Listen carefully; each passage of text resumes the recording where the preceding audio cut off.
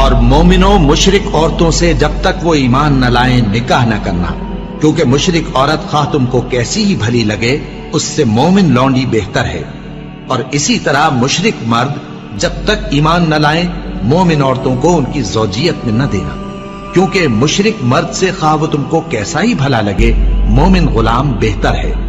یہ مشرک لوگوں کو دوزخ کی طرف بلاتی ہیں، اور اللہ اپنی مہربانی سے بہشت اور بخشش کی طرف بلاتا ہے، اور اپنے حکم لوگوں سے کھول کھول کر بیان کرتا ہے تاکہ نصیحت حاصل کرے۔ اور تم سے حیض کے بارے میں دریافت کرتے ہیں، کہہ دو وہ تو نجاست ہے، سو ایام حیض میں عورتوں سے کنارہ کش رہو، اور جب تک وہ پاک نہ ہو جائیں ان سے مقاربت نہ کرو۔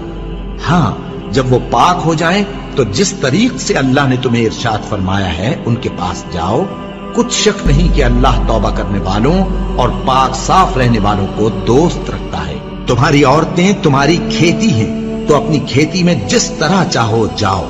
اور اپنے لیے نیک عمل آگے بھیجو، اور اللہ سے ڈرتے رہو، اور جان رکھو کہ ایک دن تمہیں اس کے روبرو حاضر ہونا ہے۔ اور اے پیغمبر ایمان والوں کو بشارت سنا دو